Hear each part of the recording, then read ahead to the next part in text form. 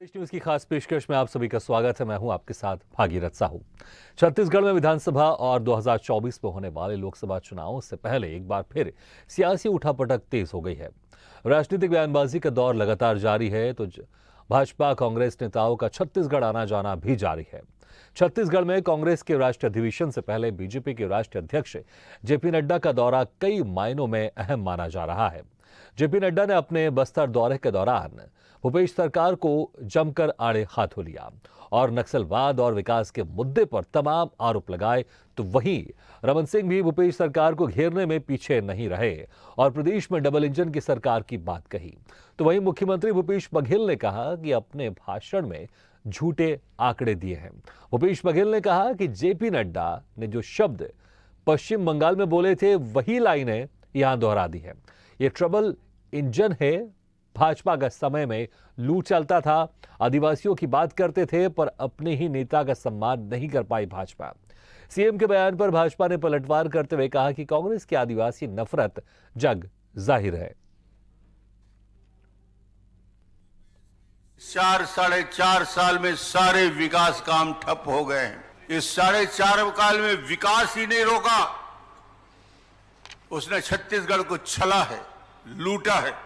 क्या यह सच्चाई नहीं है कि जब से भूपेश बघेल की सरकार आई है नक्सली हमले बढ़े हैं? डॉक्टर रमन सिंह जी की सरकार थी तो सुख शांति चैन था, लॉ एंड ऑर्डर था। अब आपसे मेरा निवेदन है कि भूपेश का पावर कट कर दो और पावर फ्री स्टेट को आगे बढ़ाने का काम करो, उसको आगे बढ़ाने के लिए चलो। तो बघेल को आराम दो और भारतीय जनता पार्टी को काम दो और विकास के साथ आगे बढ़ो। इस बात को मैं कहना चाहता हूं। घटना हुई थी, लेकिन अब बीजेपी ये बताने का प्रयास करी जनता को कि कांग्रेस शासनकाल में घटना बढ़ रही है। अभी नड्डा जी आए थे और लगातार बयान दे रहे थे डबल इंजन, है ना, और जो आंकड़े बता रहे हैं हत्या, लूट, बलात्कार, वो सब झूठा आंकड़ा बता रहे हैं। मेरे पास सारे आंकड़े हैं, मैं दे दूंगा। ये नड्डा जी पहला बार ऊपर आया, ऊपर देखा। रमन सिंह के राज में 700 गांव खाली हुआ, 300 गांव जल गया, 1000 लोग पलायन किए। इस बारे में बोलने का अधिकार नड्डा का नाम रमन सिंह को। समय आ गया, डीजल का, पेट्रोल का रेट का कुछ बोला, महंगा के बारे में कुछ बोला। 65 साल में हमारे कांग्रेस का राज किया, गैस का रेट 400 रुपया, अभी 1200 हुआ, इसके लिए बोला। बेरोजगारी के 2000 लोगों को रोजगार देंगे, बोला। तो स्थिति है, सरकार आज केंद्र की योजनाओं को नकारने की में लगी हुई है और अब राज्य और केंद्र में जब दोनों की एक सरकार होगी तभी जाकर राज्य की स्थिति सुधरेगी। अन्यथा पूरा छत्तीसगढ़ आज जिस तरीके से भ्रष्टाचार की भेंट चढ़ रहा है, इसको एक भूपेश बघेल की सरकार, कांग्रेस की सरकार लगातार हर क्षेत्र में गरीबों की शिक्षा, स्वास्थ्य, उनकी आवास, उनके भोजन, सब में जिस तरीके से जमकर भ्रष्टाचार हो रहा है, उसको रोकने के लिए यहाँ पर निश्चित तौर पे भारतीय जनता पार्टी की सरकार बनाना बहुत आवश्यक है।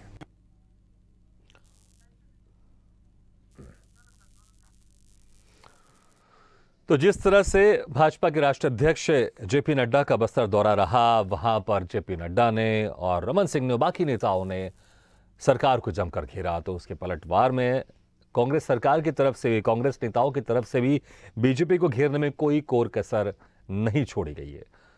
तो इस खास मुद्दे पर चर्चा करने के लिए हमारे साथ जो मेहमान जुड़ रहे हैं, मैं उनका तारुफ करा देता हूं। हमारे साथ जुड़ रहे हैं कांग्रेस नेता सत्यप्रकाश सिंह, बीजेपी नेता निशिकांत पांडे और वरिष्ठ पत्रकार अखिल पांडे जी। आप तीनों मेहमानों को बहुत बहुत स्वागत है हमारी इस खास चर्चा में। सबसे पहले निशिकांत पांडे जी, आपके राष्ट्रीय अध्यक्ष आए थे बस्तर दौरे में, लेकिन जो भी आंकड़े दिए उन्होंने झूठे आंकड़े दिए। आपके पास सही आंकड़े नहीं थे। कांग्रेस के नेता और छत्तीसगढ़ के मुख्यमंत्री ये दावा कर रहे हैं। हाँ, ये दावा कौन कर रहा है? माननीय भूपेश बघेल जी कर रहे हैं, जो खुद 5 लाख का होर्डिंग लगा के 18,000 की नौकरियों का स्वीकृति विधानसभा के पटल पे दिया है। क्योंकि विधानसभा में झूठ नहीं बोला जा सकता, इसलिए उन्होंने 18,000 का आंकड़ा दिया। झूठ फरेब की राजनीति करते हुए इनके 4 साल गुजर गए। जहां बेरोजगारी भत्ता की बात थी, आज तक नहीं दिए। अभी जब चुनावी वर्ष आया, इतने दिन तक भागीरथ जी आप ध्यान दिए होंगे, ये नकारते रहे थे कि बेरोजगार है ही नहीं। सीएमआई का आंकड़ा जारी करके बताते थे कि हमारे प्रदेश में बेरोजगार नहीं है। अभी ये किसको बेरोजगारी भत्ता देने वाले हैं जब बेरोजगार था ही नहीं? तो शराबबंदी पे ये झूठ बोल चुके हैं। महिला पेंशन, विधवा पेंशन, वृद्धा पेंशन, इस सब पे सारे बातें नकार चुके हैं। तो ये सत्य बोलेंगे कहाँ? कांग्रेस का चाल चरित्र और चेहरा ही यही है कि जो विकास के रथ थे उसको रोक दिए, सड़क तक तो बना नहीं पा रहे हैं। ये क्या विकास की बात करेंगे? दूसरा महत्वपूर्ण बात, ये हर डिबेट में ये लोग बताते हैं कि हम लोगों ने नक्सली खत्म कर दिए। अपराध का गढ़ तो रायपुर राजधानी बना पड़ा है। ये अपराधियों को तो कंट्रोल नहीं कर पा रहे, नक्सली कैसे कंट्रोल करेंगे? दूसरी बात, हमारे नेताओं को टारगेट करके किलिंग की जा रही है, उसका जिम्मेवार कौन है? आज टारगेट करके चार हमारे निशिकांत जी, जिले दो आपने मुद्दे इसमें जोड़े। एक तो बेरोजगारी की बात की आपने और नक्सल की बात की आपने। बेरोजगारी को लेकर तो जो कवासी लखमा है वो तो आप लोग के ऊपर आरोप लगा रहे हैं कि आप लोग ने वादा किया था कि 2 करोड़ नौकरी हर साल देंगे, हैं, और फिर यहाँ पर आप आरोप लगा रहे हैं कि, और आप यहाँ पर छत्तीसगढ़ कांग्रेस सरकार पर आरोप लगा रहे हैं कि पहले आप कहते थे कि बेरोजगार नहीं और आप बेरोजगारी भत्ता दे रहे हो। और दूसरा आपने नक्सलियों की बात की आपने। देखिए, नक्सल का जो खासकर ऑपरेशन होता है वो उसमें केंद्र की फोर्स ज्यादा उसमें अहम भूमिका निभाती है। तो अगर आप आरोप लगा रहे हैं छत्तीसगढ़ कांग्रेस पर या कह रहे हैं कि नक्सल अगर यहाँ पर फिर वापस पनप गया, तो कहीं ना कहीं ये लग रहा है कि आप आरोप या इस जिम्मेदारी क्योंकि केंद्र की ज्यादा होती है, राज्य से ज्यादा होती है, तो आप अपने आप के ऊपर ही आरोप लगा रहे हैं, ऐसा लग रहा है। जी बोलिए, जवाब दीजिए। सरकार है, आप देखिए इनका आंकड़ा जो है, इनके आंकड़े कुछ और ये कुछ और कर रहे हैं। मैं आपसे एक महत्वपूर्ण सवाल पूछता हूँ कि जब हमारे पास 2003 में सरकार बनी थी भाजपा की, तब बस्तर के परिवेश में क्या बातें कही जाती थी कि नक्सल प्रभावित पूरा छत्तीसगढ़, वहां से दंतेवाड़ा एजुकेशन हब के रूप में पूरे विश्व में स्थापित प्रामाणिकता से हुआ। अब आप ये बताइए कि जब सरकारें काम कर रही हैं, जब सड़क का जाल आप बिछा रहे हैं, जहां एजुकेशन से नए बच्चों को तैयार कर रहे हैं, वहां के बच्चे आईएएस, आईपीएस और डॉक्टर बन रहे हैं, तो ये किसकी? नहीं, लेकिन मेरा सवाल तो ये था ही नहीं। ठीक है, आपने बोला, मैं तो ये कह रहा हूं जिस तरह से जेपी नड्डा ने कहा कि भूपेश सरकार में नक्सली हमले बढ़ गए, अगर नक्सली हमले बढ़े हैं तो कहीं ना कहीं इसमें केंद्र सरकार की भी जिम्मेदारी, क्योंकि केंद्र सरकार की जो फोर्स रहती है वो वहां पर ज्यादा काम करती है ना। सत्य प्रकाश, ठीक है, नहीं ठीक है, तो नहीं तो यहां पर फिर दोनों की जिम्मेदारी है ना, क्योंकि दोनों की जिम्मेदारी है, स्टेट गवर्नमेंट की भी जिम्मेदारी है, केंद्र सरकार की जिम्मेदारी। लेकिन यहां हो क्या रहा है, आप राज्य सरकार पर जिम्मा आप ठीकरा फोड़ रहे हो, और यहां पर राज्य सरकार आप पर जिम्मा आप पर ठीकरा फोड़ेगी। ठीक है, आऊंगा सत्य प्रकाश जी, ठीक है, आऊंगा आपके पास, नहीं आऊंगा आपके पास। सत्य प्रकाश जी, आंकड़े गलत दिए हैं जयप्रकाश नड्डा ने। आप जो आंकड़े की बात कर रहे हैं, सही आंकड़े आप दे दीजिए, अभी जनता सुन रही है। वही मैं बोल रहा हूँ भागीरथ जी। सबसे पहले तो मैं देखिए, इनके राष्ट्रीय अध्यक्ष जेपी नड्डा वो आंकड़े गलत देते हैं। अगर राष्ट्रीय अध्यक्ष आंकड़े गलत देंगे तो नीचे के जो नेता होंगे इनके, जैसे निशिकांत जी यहाँ प्रवक्ता बैठे, प्रदेश प्रवक्ता है यहाँ बीजेपी, तो उनके पास आंकड़े कहाँ से सही होंगे? जब राष्ट्रीय अध्यक्ष अगर झूठ बोल रहे हैं, झूठ बोल के यहाँ से निकल जाते हैं, सोचते कि जनता को भ्रम कर सकते हैं। देखिए, मैं आपको भागीरथ जी आंकड़ों पर बात करूंगा। रेप के मामले जो अभी निशिकांत जी बोल रहे थे ना, जब छत्तीसगढ़ में रमन सरकार थी तब 11वें नंबर पे थे, आज 5वें नंबर पे। ये मेरे एनसीआरबी का डाटा है, और एनसीआरबी गृह मंत्रालय के अंडर में आता है। ये शायद मालूम होगा निशिकांत जी, और हम अमित शाह जी के अंडर में आता है। बलात्कार रमन सरकार में 61.1%, आज 50.1%। नक्सलियों की मैं बात कर लेता हूँ। नक्सली जो बात कर रहे हैं ना, नक्सली की कितनी घटनाएं हुई है। देखिए, इनके समय में जब होती थी, जो राम राज बोलते थे, मर्डर 102, 2018 की बात कर रहा हूँ, आखिरी जब इनके जाते, अटेम्प्ट टू मर्डर 215। हमारा जब हुआ, 1 साल हुआ 2019, 45 मर्डर, 140 अटेम्प्ट टू मर्डर, और भी मेरे पास समय निकल जाएगा। उसके बाद ये बात कर रहे हैं मर्डर, हत्याएं। जब इनकी सरकार थी 18वें नंबर पे थे, आज इस पे छत्तीसगढ़ 7वें 8वें नंबर पे, 8वें नंबर पे। तो वही मैं बोलूं, तो ये क्या दिखा रहा है? देखिए, एनसीआरबी का डाटा है। अगर निशिकांत जी इसको झुटला रहे हैं कि डाटा भी झूठ है, तो इसका मतलब कि होम मिनिस्ट्री काम ढंग से नहीं कर रहा, अमित शाह काम अच्छे से नहीं कर रहे, तो जो आंकड़े वो गलत बयान किए जा रहे हैं। और सबसे बड़ी बात देखिए, नड्डा जी जो बोलते हैं ना, या भाजपा पूरी जो बोलती है डबल इंजन की सरकार। देखिए, डबल इंजन नहीं, हमारे मुख्यमंत्री जैसे बोला, ये ट्रबल इंजन है, चाहे वो इनकी राज्य की हो जहां भाजपा शासित है। देखिए, बेरोजगारी दर हरियाणा में सबसे ज्यादा है, 21.1%। अगर आप शराब सेवन की बात करी जाए, गोवा, हरियाणा पहले नंबर पे। जब इनकी सरकार थी ये 15 नंबर पे थे, अभी 5वें नंबर पे, आज 15वें नंबर पे। तो ये इनके आंकड़े उल्टे गलत रहते हैं। तो इनका डबल तो इंजन ट्रबल इंजन है।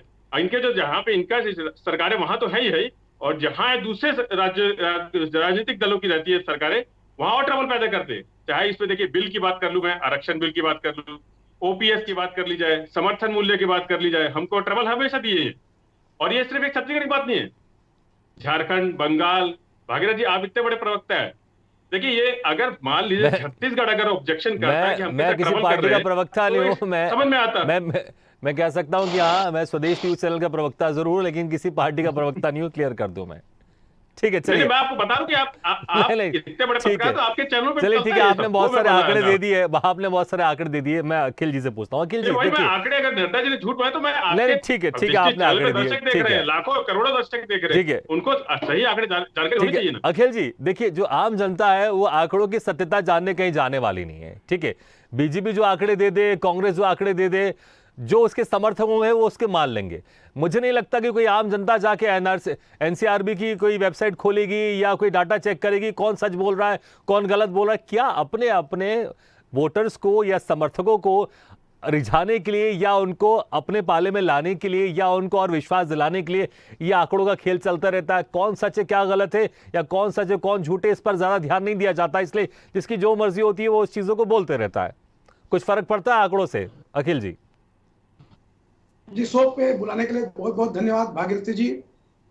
मैं कहना चाहूंगा कि आज जो समय है वो सोशल मीडिया का जमाना है, जो आभासी दुनिया है उसका जमाना है, और सबके स्मार्टफोन है। जिस तरीके से आप देख रहे हैं गांव में, बल्कि गरीब तबके के लोग भी हैं वो भी स्मार्टफोन यूज करते हैं।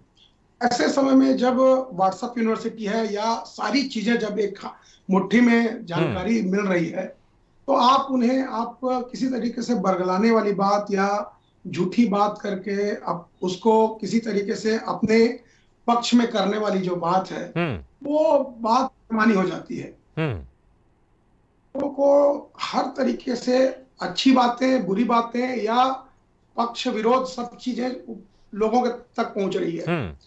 मीडिया इतने प्लेटफॉर्म में है कि सारी जानकारी छन छन के लोगों तक पहुंच रही है। तो आप उन्हें इस तरीके से आप पर्दा नहीं डाल सकते। सारी चीजें आजकल इस तरीके से साफ है। वो जमाना जब मीडिया में कुछ छप जाता था, प्रिंट मीडिया में, तो लोगों को पता चलता था, बाकी चीजें तो हो जाती थी। अब तो अंदर खाने की बातें। अखिल जी चलिए, मैं अगर एक दूसरी तरह से सवाल को पूछूं, आंकड़े कैसे भी बताया जा रहे हो, खराब बताया जा रहा हो या अच्छा बताया जा रहा हो, लेकिन जो जनता अगर उस चीज को खुद ही अपने आसपास महसूस करेगी, अगर आंकड़ों में ये है कि अगर यहां पर लॉ एंड ऑर्डर खराब हो गया तो जनता उसको महसूस करेगी, अगर लॉ एंड ऑर्डर अच्छा हो गया तो जनता उसको महसूस करेगी, उसको देखेगी। वो मुझे नहीं लगता कि आंकड़ों के हिसाब से वोट डालने जाएगी कि आंकड़े ऐसे हैं। वो तो जो आसपास देखेगी उसके हिसाब से वोट डालने जाएगी कि वो कितना सुरक्षित महसूस कर रही है और जो आंकड़ों में बताया जा रहा है वो वाकई जमीनी स्तर पर है कि नहीं। बिल्कुल सही बात है। ये सारी जो चीजें हैं, जैसा कि मैंने बताया, कि सारी जानकारी जब उपलब्ध है तो उन्हें समझ बूझ भी विकसित होती है। छत्तीसगढ़ राज्य जब बना था तब वो बात अलग थी। अब 22 साल का हो गया है, 23वां साल रनिंग है। तो आप समझ सकते हैं कि एक युवा जो छत्तीसगढ़ है वो आज पीढ़ी जो है, नई पीढ़ी जो है वो आगे थोड़ा इको हो रहा है भागीरथ जी। लेकिन आपके पास साफ आ रही है, हम कोशिश करते हैं वो जो इको वाली प्रॉब्लम है उसको आपको ठीक। निशिकांत जी आऊंगा, इसके बाद मैं आप ही के पास आऊंगा। अखिल जी हम ठीक करते हैं वो जो इको की प्रॉब्लम है आपको, लेकिन आपके पास साफ आ रही है, आप कंटिन्यू कीजिए अपनी बात। तो इस तरीके से जैसे देखते हैं कि सारी जो चीजें हैं वो लोगों तक पहुंच रही है और सारी समझ जो है वो विकसित हो चुकी है। अब लोग जिस तरह से अपने छत्तीसगढ़ में जो विधानसभा चुनाव हुआ था 2018 में, और एकदम स्वीप मेजॉरिटी जो है कांग्रेस को मिली थी, लेकिन उसी 6 महीने बाद जब चुनाव हुआ था तो बीजेपी को बाकी 9 सीटें मिली थी। यानी पिछले चुनाव से 2014 चुनाव से 2019 में जब लोकसभा चुनाव हुआ तो 1 सीट कम मिली थी। तो आप देख सकते हैं कि जो जनता है वो कितनी जागरूक है। ऐसे में जब राजनीतिक पार्टियां जो बिल्कुल सही कहा आपने अखिल जी की जनता जागरूक है, उसको पता है कि उसको कैसे वोट डालना है। अगर ऐसा नहीं होता तो विधानसभा और लोकसभा चुनाव में अलग अलग यहां पर रिजल्ट देखने को नहीं मिलते। निशिकांत जी जनता बड़ी जागरूक है, आप लोग कोई सा भी आंकड़ा कह ले, देखिए क्या झूठे आंकड़े क्या सच है उस पर मैं ज्यादा नहीं जाऊंगा, क्योंकि जो जनता है वो आंकड़ों से ज्यादा आपके आसपास क्या हो रहा है उस पर ज्यादा उस पर ज्यादा विश्वास करती है कि अगर अच्छा लॉ एंड ऑर्डर खराब है तो उसको महसूस होगा, अगर लॉ एंड ऑर्डर अच्छा है तो उसको महसूस होगा, वो सारी चीजें महसूस होंगी। लेकिन जिस तरह से आप लोग आरोप लगा रहे हैं उन पर हम बातचीत जरूर कर रहे हैं और डिबेट इसी पर हो रही है हमारी। आप लोग कह रहे हैं कि 4.5 साल से विकास नहीं हो पा रहा है, विकास के काम ठप हो गए, लेकिन दूसरी तरफ जिस तरह से जो सत्ता पक्ष है, जो कांग्रेस की सरकार है, वो तो तमाम तरह के दावे कर रही है और नई नई योजनाएं भी लेकर आ रही है। क्या जी भागीरथी जी, आपने जो बात कही ना, हाँ। वो बिल्कुल सही कही कि आंकड़ों के जाल में जनता फंसने वाली नहीं है। हाँ। अब इसको मैं विस्तार रूप से आपको बताऊं तो जब सुपर सीएम जेल में है तो जनता के बीच में सरकार के प्रति क्या भावना होगी इसको बताने की आवश्यकता तो है नहीं। नहीं, आपने जब आपने PM आपने कुछ अभी बोला, आपने कुछ अभी बोला, मैं चाहूंगा उसको फिर से दोहराइएगा आप।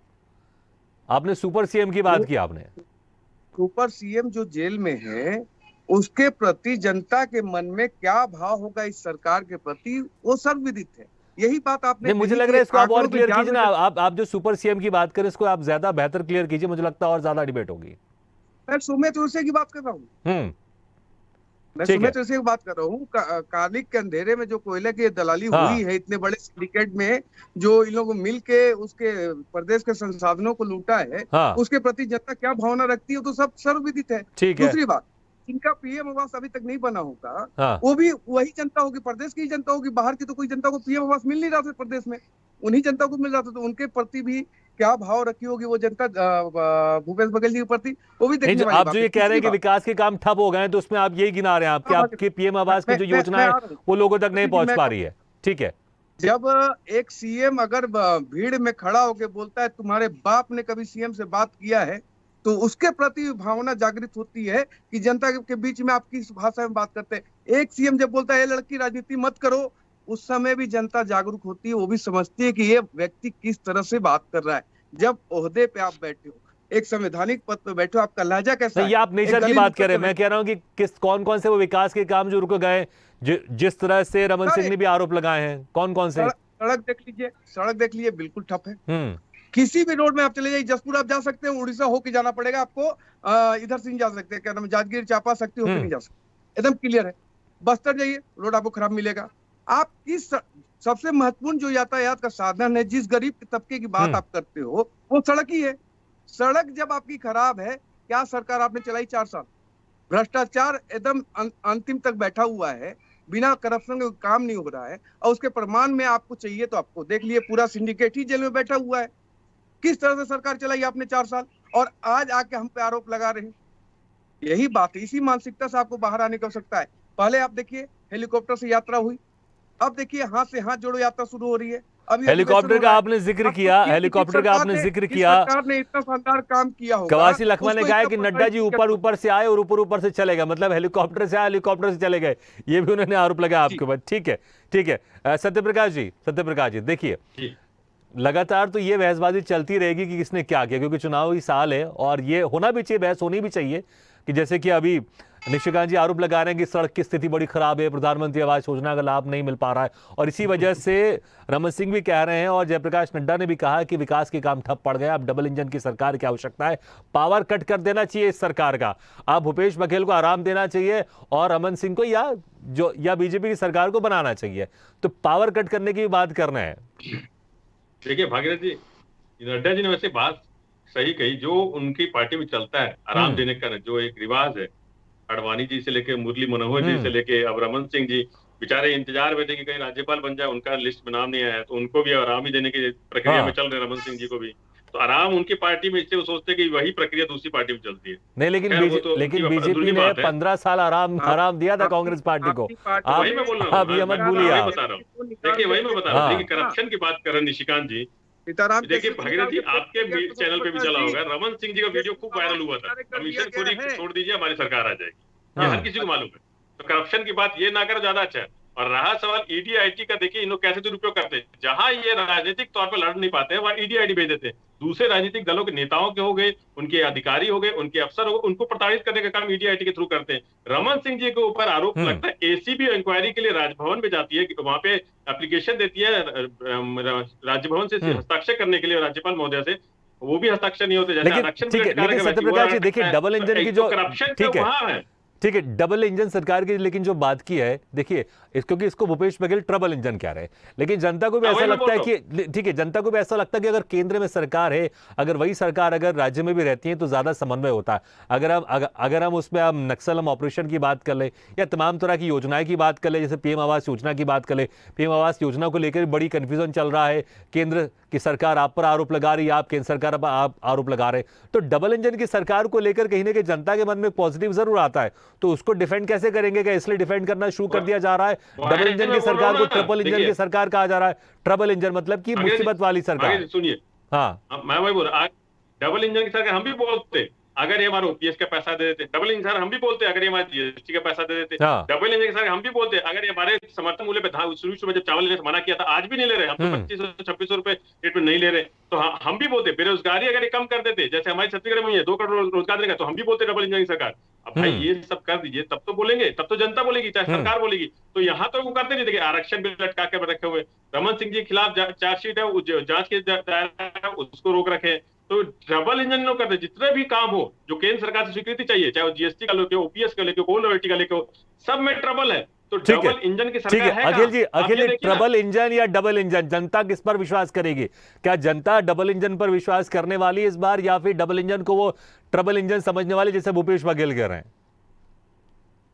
देखिए, छत्तीसगढ़ के परिप्रेक्ष्य में मैं कहना चाहूंगा, जैसे कि जो अनुभव है अपनी जो 2 दशकों से जो अनुभव है पत्रकारिता का, उसमें पहली जो सरकार थी, कांग्रेस की सरकार थी, पूर्व मुख्यमंत्री और प्रथम मुख्यमंत्री अजीत जोगी थे। उसके बाद 15 साल का बीजेपी की सरकार रही, और अब जो है भूपेश बघेल जी की सरकार है। तो तीनों जो सरकारों में जो हमने देखा कि आम जनता जो है, छत्तीसगढ़ की जो जनता है, वो अहंकार को स्वीकार नहीं करती। अधिनायकवाद या ज्यादा तानाशाही या किसी तरीके से जो निरंकुश सरकार है उसको पसंद नहीं करती, और समन्वय के साथ जो चलने वाली सरकार है उसको अधिक से अधिक सपोर्ट जनता का मिला है। तो अपन हम कहते हैं कि रमन सिंह जी की सरकार जो थी वो 2 बार जीती, 3 बार जीती थी, 2003, 2007, 2008।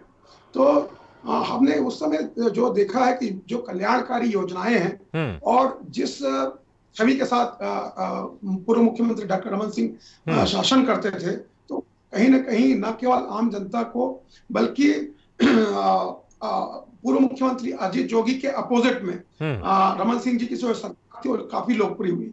लेकिन जैसे ही अफसरशाही जो हावी हुआ उसका खामियाजा जो है, और वही चेहरे जो हैं ज्यादा आम लोग जो देखते हैं। ठीक है, संक्षेप में, लेकिन ठीक है, संक्षेप में, अभी कांग्रेस की सरकार में जो आप अफसरशाही की बात कर रहे हो उसमें कुछ परिवर्तन देखने को मिला? संक्षेप में 10-15 सेकंड मुश्किल से। देखिए भागीरथ जी, अभी जो कांग्रेस की सरकार है उसमें भूपेश बघेल जी जो है एक टावरिंग पर्सनालिटी है और धाकड़ मुख्यमंत्री हैं छत्तीसगढ़। ठीक है, आपने जो जिक्र किया, देखना होगा कि जो जनता है अब इसमें मुख्यमंत्री के जो उनके खुद के व्यक्तित्व को लेकर, कांग्रेस की कार्यप्रणाली को लेकर, सरकार की कार्यप्रणाली को लेकर किस तरह से कितना विश्वास करती है, और दोबारा कांग्रेस की सरकार रिपीट होती है या बीजेपी कमबैक करती है, देखने वाली बात होगी चुनाव में। आप तीनों मेहमानों को बहुत बहुत शुक्रिया हमारे इस खास चर्चा में शामिल होने के लिए। तो 2023 के अंत में चुनाव होने वाला है, मुश्किल से कुछ ही महीने का वक्त बाकी है, और यही कारण है कि अब दोनों तरफ से, दोनों पार्टियों की तरफ से अब जो एक दूसरे पर आरोप है वो लगातार बढ़ते जाएंगे, और इस तरह की सभाएं और होती रहेंगी। एक तरह से चुनावी सभाएं ये शुरू हो चुकी हैं, और जहां पर एक तरफ से आरोप लगाया जाएगा, दूसरी तरफ से खंडन किया जाएगा, या दूसरी तरफ से भी फिर आरोप लगाया जाएगा, पलटवार किया जाएगा। लेकिन देखना ये होगा कि जनता का इसमें किस तरह से इसमें संलिप्तता होती है, और जनता पर ये आरोपों का, इन जो तमाम तरह की जो बातों का असर कितना होता है, और जब वोट डालने जाते हैं वो, तो कितना फायदा किस पार्टी को होता है, ये देखने वाली बात होगी। इसी के साथ हमारे इस खास पेशकश में फिलहाल इतना है, लेकिन खबरों का सिलसिला लगातार जारी है। आप देखते रहिए स्वदेश न्यूज, सबसे पहले देश।